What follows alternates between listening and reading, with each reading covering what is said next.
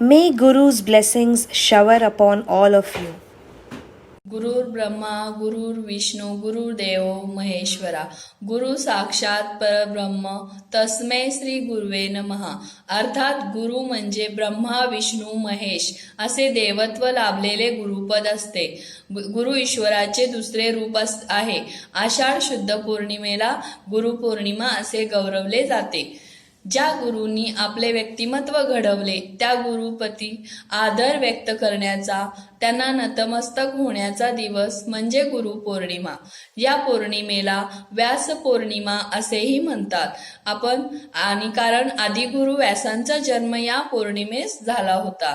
ज्ञानेश्वरांनी सुद्धा ज्ञानेश्वरी लिहिताना व्यासांचा मागोवा घेतो असे व्यास ऋषींबद्दल गौरवोद्गार काढले आहेत.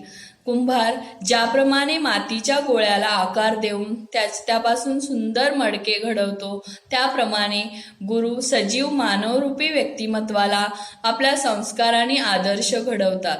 गुरूंचे ज्ञान सागराप्रमाणे अथांग आहे, तसेच गगनाप्रमाणे विशाल आहे. आपण त्यांच्या पुढे नम्र होऊन ते ज्ञानकण वेचले पाहिजेत, कारण गुरुविन कोण दाखविल वाट. आपल्या जीवनात गुरूंची नानाविध रूपे आपणास पाहायला मिळतात. आई ही आपला पहिला गुरु असते. आपण आपल्या आई वडिलांचा आदर केला पाहिजेत. गुरुजनांचा देखील आदर केला पाहिजेत. निसर्गातील प्रत्येक कण आपला गुरु असतो, कारण त्यांच्याकडून चांगल्या गोष्टी आपल्याला सदैव शिकायला मिळतात, जसे की पाने, झाडे, वेली, फुले, पशु, पक्षी, समुद्र, नदी. त्याचबरोबर पुस्तकेही आपले नातलग, मित्रमैत्रिणी हे सुद्धा आपले गुरु आहेत. मैत्रिणी जे आपल्याला जगण्यासाठी नेहमी चांगले संस्कार देतात ते आपले गुरुच आहेत. गुरुला वयाचे वा जातीचे बंधन नसते. आता काळ बदललेला आहे, पण शिक्षण पद्धती देखील बदललेली आहे, पण गुरु आणि शिष्याचे नाते मात्र बदललेले नाहीये. गुरुप्रमाणे शिष्य घडत असतो, म्हणून आपण आपल्या गुरूंच्या आज्ञेचे पालन करायला हवे. त्यांच्या शब्दांचा आदर करायला हवा. चांगला अभ्यास करून गुरूंचा, तसेच आपल्या शाळेचा, आई वडिलांचा, देशाचा नावलौकिक वाढवायला हवा. आजच्या गुरुपौर्णिमेच्या आपणास हार्दिक शुभेच्छा. मेरे प्यारे बच्चों, नमस्ते. आज गुरु पूर्णिमा है, इसलिए मैं आपको एक गुरु और शिष्य की कहानी बताने जा रही हूँ, तो आप उसे ध्यान से सुनिए.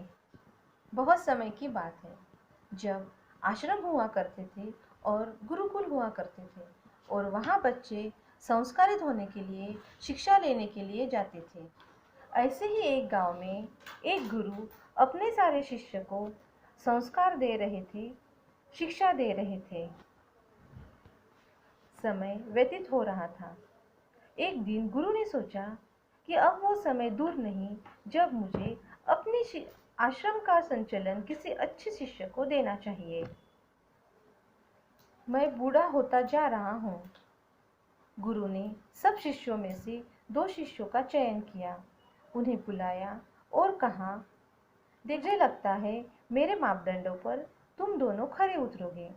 मैं कुछ समय के लिए हिमालय जा रहा हूँ और कुछ सालों बाद मैं वापस आऊँगा, पर जाते समय मैं आपको कुछ चीज़ें देना चाहता हूँ. ने 2 पोटलियाँ उन दोनों शिष्यों के हाथों में दी और उन्हें कहा, ये एक एक मुट्ठी गेहूँ है और ये जैसे है वैसे ही मैं वापस लूँ, इसमें से कम नहीं होना चाहिए. अब गुरु ने गेहूँ दे दिए और वो चले गए. एक शिष्य जो गुरु को अपनी भगवान के स्थान पर मानता था, उसने वो गुरु ने दी हुई पोटली भगवान के स्थान पर रख दी और उसकी नित्य सेवा करने लगा, पूजा करने लगा. दूसरे शिष्य ने कुछ अलग रास्ता अपनाया. उसने वो गेहूं की पोटली ली, उसमें से गेहूं निकाले और आश्रम के पीछे जहाँ खाली जगह थी, जहाँ पे आश्रम का खेत हुआ करता था, वहाँ पे वो गेहूं डाल दिए. समय बीतता गया. कुछ सालों बाद गुरुजी वापस आए तो उन्होंने उन दोनों शिष्यों को कहा कि मैंने तुम्हें जो गेहूं दिए थे, अब मुझे वो वापस चाहिए.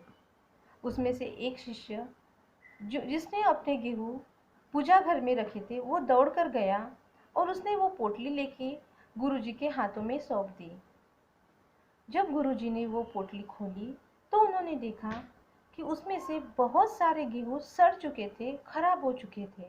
दूसरे शिष्य से जब गुरु ने पूछा कि तुम्हारे गेहूँ कहाँ हैं, तब शिष्य ने बोला, मैं आपसे क्षमा चाहता हूँ गुरुजी, आपके जाते के तुरंत बाद ही मैंने वो गेहूँ हमारे आश्रम के पीछे वाले ज़मीन पे बो दिए थे। आइए मैं आपको दिखाता हूँ। जब गुरु ने आश्रम के पीछे वाले ज़मीन पे देखा तो वहाँ पे गेहूँ से लहराती हुई फसलें दिखाई दी। गुरु ने पूछा, ये क्या है?